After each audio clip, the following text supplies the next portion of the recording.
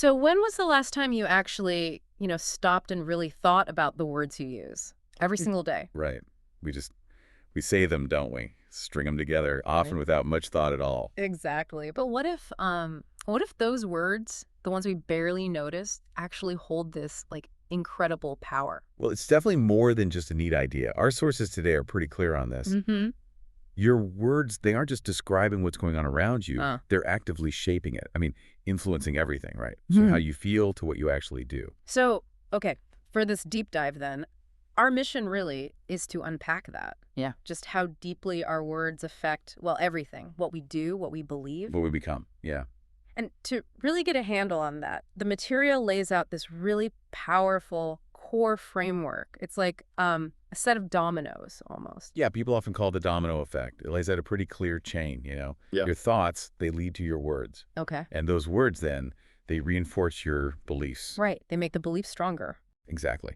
And those beliefs, well, they're what drive your actions. And ultimately, those actions determine your results. Wow. What's really fascinating and kind of crucial here is that everything you achieve in life, or maybe don't achieve, it flows right from that sequence. That's where it gets really compelling. Like, think about the example they give of Tom. Right. So Tom has this thought, maybe I'm just not very good when it comes to sales. Okay, a common enough thought for some people. But it's not just like a passing idea. It's persistent. It's maybe cycling in his head, maybe hundreds, even thousands of times over the years. And that consistent thought then, it starts coming out, right? It shows up in his spoken words. Tom starts actually saying things, maybe to his friends, his colleagues. Oh, I'm never going to do well in sales, or, ugh, I just hate making those sales calls. And he's repeating these constantly, both, in his head, his self-talk, and when he's talking to other people. Which, as the source material really emphasizes, actually makes his beliefs stronger. So Tom ends up with this really deep conviction, sort of embedded in his subconscious mind. That powerful part that runs things behind the scenes. Exactly, without you even realizing it sometimes. He truly believes he's not going to succeed in sales and, therefore won't make much money. So what happens next then in this domino chain? Well, because Tom doesn't genuinely believe he can do it, he takes very little action. Makes sense. Or if he does take action, it's kind of half-hearted, unproductive. He avoids the things he really needs to do to succeed in sales. And the results are? Pretty predictable, right? Poor results. But here's the kicker. What's really critical to grasp. Yeah. Those poor results then feed right back into the beginning of the cycle. Oh, wow. So it reinforces the negative thoughts. Precisely. More negative thoughts, which lead to more negative words, which reinforce the negative beliefs, leading to even more negative actions or lack of action, and boom, more negative results. It becomes this really entrenched, vicious cycle. But the truly incredible thing, the hopeful part, I guess, is that the whole process could have gone completely differently. A much happier outcome. Absolutely. If Tom had just, selected positive thoughts instead and then reinforced those with positive words, he would have cemented a belief that he is successful in sales. Exactly right. And from that positive belief, well, Tom would then naturally take actions consistent with being successful, Leading to outstanding results. The point the material really hammers home is clear. Don't ever underestimate the role your words play in this whole thing. Yeah. People who consistently feed themselves, a diet of negative words, they're basically setting up patterns that lead straight to a negative outlook and negative outcomes. It's a really powerful direct link, cause and effect. I found it particularly insightful how the author, one of the authors in our source material, really drives this home with a personal story. Oh, yeah. They admit that when it comes to anything like home repairs, they are completely, utterly lost. Replacing a faucet? Yeah. Forget it. I know the feeling sometimes. Right. And assembling something with those instruction sheets, apparently that's like their ultimate Achilles heel, kryptonite to Superman. Okay. They see the instructions and immediately think, I just know it's useless for me to even look at this. There's absolutely no way I'm going to understand it. And let me guess, they've been telling themselves this for a while. For 40 years, this person had repeatedly said out loud and probably internally, I'm no good at mechanical things and I just can't fix anything. Wow, 4 decades. And guess what? After 40 years of using those exact negative words, they developed this super strong ingrained belief that they genuinely couldn't do these things. It's a perfect illustration, isn't it? How we literally create our own limitations just by not being mindful, not being careful about the language we use day in, day out. So, okay, what does this mean for us then, for you listening? You can actually flip that, right? You can reverse the trend. Yes, exactly. By consciously starting to use positive words about your abilities. And the source gives this really, really powerful example of this. Kent Cullors. He's a scientist who headed up NASA's SETI project, the search for extraterrestrial intelligence. Ah, yes, Kent Cullors. An amazing story. So Cullors, a physicist, developing incredibly complex software to search for alien life.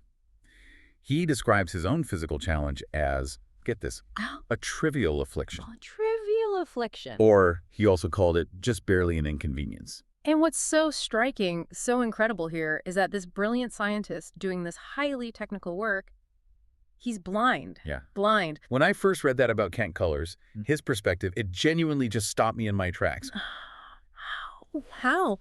How does the source explain how someone facing such a significant challenge, how can they possibly reframe it as trivial or just barely an inconvenience? Well, by using those specific words, Kent Cullors is actively, consciously empowering himself. Okay. He's refusing to give power to his limitations. He doesn't let them define what he's capable of. And as a result, you see, he's able to, well, transcend what most people would see as absolutely insurmountable barriers. Yeah. And he achieves more than many people who do have their sight. Wow.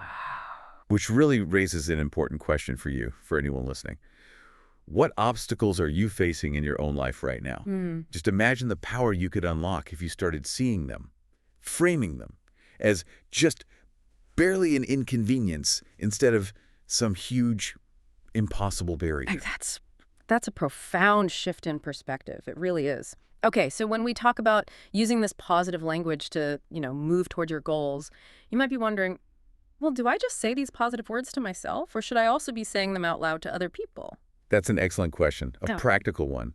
And our material actually offers some nuanced guidelines here. It's not a simple yes or no. Okay. For self-talk, basically, the more the better. Go for it. Right. I mean, you're talking to yourself, right? There's no judgment.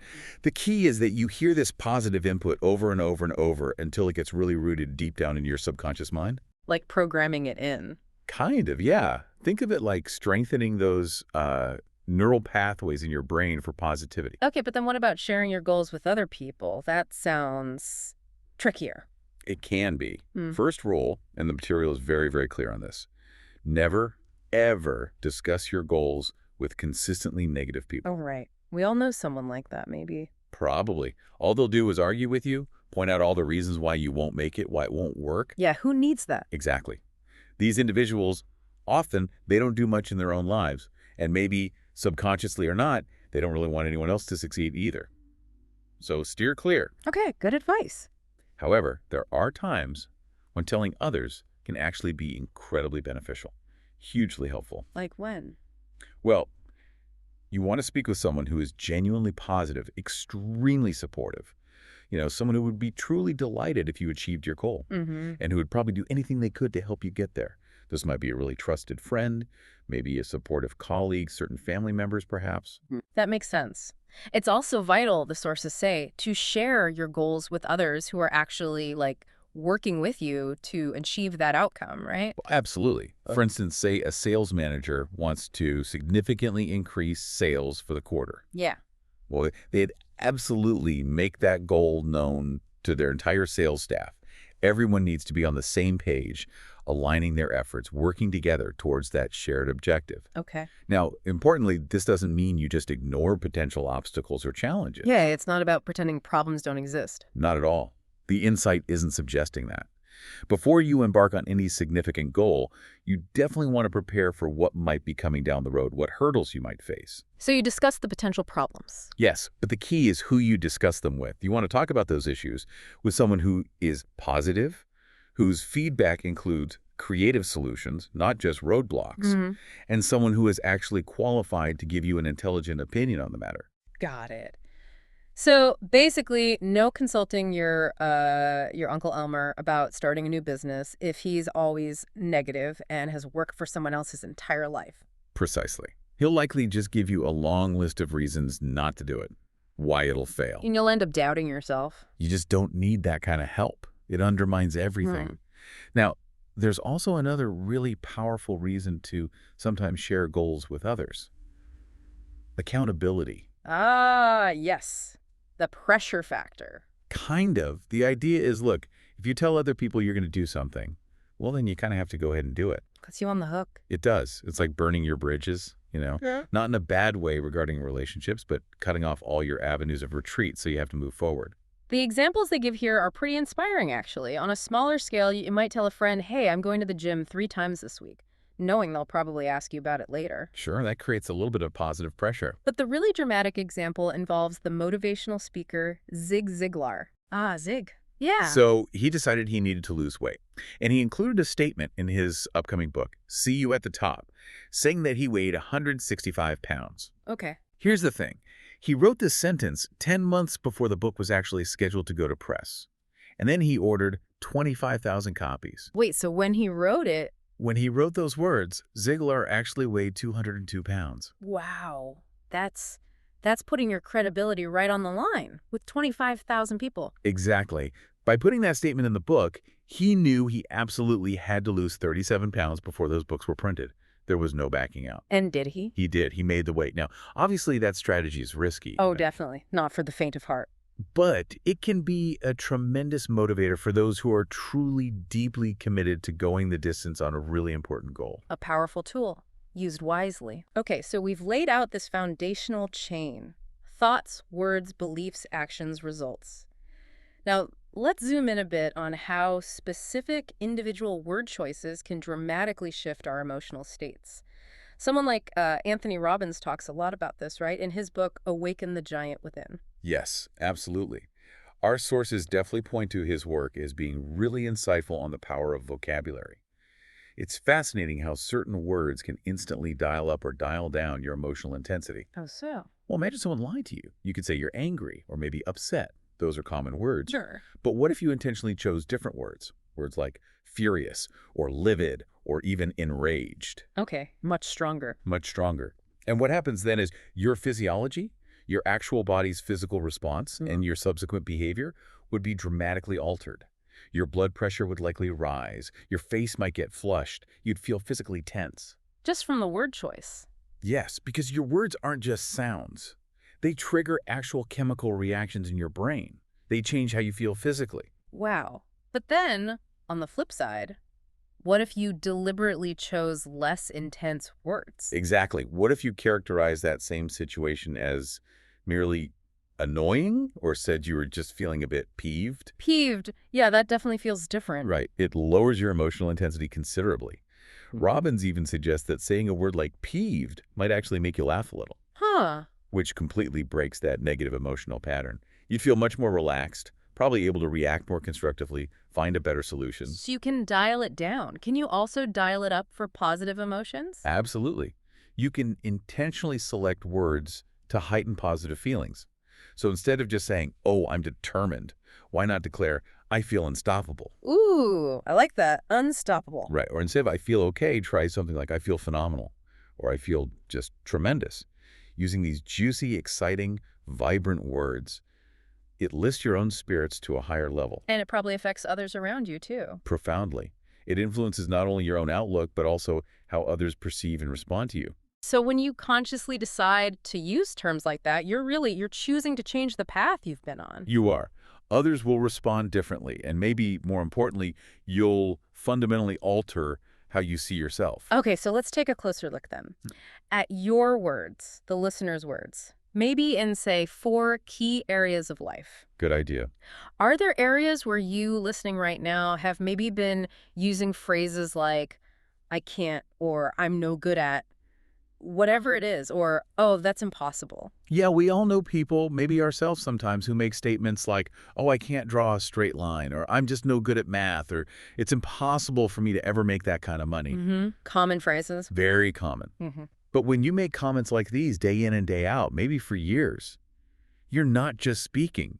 You're actively establishing those neural pathways we talked about. You're reinforcing patterns that lead directly towards unfavorable outcomes. It all comes back to your attitude, doesn't it? It really does. If you're perceiving the world through like a smudged window of limiting language, you're naturally going to use negative phrasing, and you're likely going to get disappointing results back. But the good news, again, is that you can control your words. Yes, which means you have the ability right now to start building a more positive belief system and producing the results you actually want. And the first step, the material really stresses this, is simply awareness, becoming conscious of it. Exactly. So let's examine those 4 key areas. Where should we start? How about relationships? Okay, relationships. Do you find yourself saying things like, oh, all the good men or all the good women are already taken? Or maybe, people are always taking advantage of me. Ouch, yeah. If you do, you are, in effect, programming yourself for unhappy relationships. Your mind hears every single word you speak. Uh-huh. And it sort of sets out to prove you right. It works to ensure that you attract only those people who will disappoint you or take advantage of you. So if that's not what you want, Then you have the power to just stop repeating those negative statements. Start changing the script. okay, area number 2, finances. What words do you regularly use to describe your current financial situation or your future prospects? Right. Phrases like, I'm always in debt, or the economy is just lousy, or maybe if you're in sales, no one is buying right now. These are actively working against you. So what's better? It's far, far better to choose language that reaffirms prosperity, abundance, opportunity. Now, the material is clear. Yeah. You're not going to instantly have piles of cash just by changing how you speak overnight. That's not realistic. Okay. But physical conditions, like your bank balance, they can only really change after your underlying beliefs have shifted. Yeah. And clearing up your language, choosing positive financial words is a crucial first step. Yeah. It sets the stage for that essential mental shift. Makes sense. Prerequisite. Okay, third area, career. Career. Okay, if someone asked you about your career prospects, would you honestly say, oh, things will probably just stay the same? Or would you articulate clearly a vision for a higher position, more challenges, more rewards? Yeah. If your default response is something like, I don't really know where I'm going in my career, well, chances are not much is going to change. Your language reflects that lack of vision, that uncertainty. But conversely, Conversely, if you have a clear goal, a clear vision that you articulate often, even if it's just to yourself in the beginning, you stand an excellent chance of actually reaching it. And the same applies if you have your own business. how so? Do you use language consistent with growth, expansion, success? Or do you find yourself constantly talking about never getting to the next level, the struggles, the difficulties? Your words pave the way. Okay. And the fourth area is health. Yes, and our words have such a profound impact on our health. The connection here, highlighted in the source, is remarkably clear. Give us an example. Okay, imagine someone calls you up and tells you that everyone who ate that meal with you last night got terrible food poisoning. Oh, no. Okay. Now, even if you felt perfectly fine just moments before that phone call, chances are you'd suddenly clutch your stomach, start to feel queasy, maybe genuinely ill, Yeah, I can totally see that happening. Why? because their words instilled a belief. I might be poisoned too, which your body then immediately acted upon. Your body responds directly to the words it hears, both the words from others and, crucially, the words from you. Wow. That's why it makes absolutely no sense to keep repeating things like, oh, I have this chronic back pain that will just never go away, or I always get 3 or 4 really bad colds every single year. Because by saying them, By uttering those statements, you are literally instructing your body to manifest that pain, to create that disease pattern. now this isn't about denying pain if it's there, right? Or it's suggesting you can just wish away any illness. Not at all. It's not about denial or delusion. But there is absolutely nothing to be gained, and potentially a lot of harm that can come, from constantly using language that reinforces suffering, limitation, and incurability. That's what it's about. It's about empowering your body's natural capacity for healing, for resilience, through your conscious choice of words. Choosing words that support well-being. Okay. So as you, the listener, reflect on this deep dive, have you thought about the words you typically use, especially in those 4 crucial areas? Relationships, finances, career, and health. Yeah. When we repeat certain phrases over and over again, year after year, it's almost like a groove gets formed in our brain. Like established neural pathways. Yeah, Yes. we just keep replaying the same old refrain in our heads, like a broken record sometimes. The trouble is, right, every single time you say those words, you deepen that groove.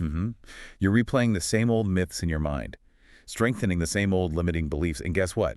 Getting the same old, often unwanted results. But, and this is the really good news, isn't it? The fundamental truth we're taking away from this whole deep dive Yes. is that you have a choice.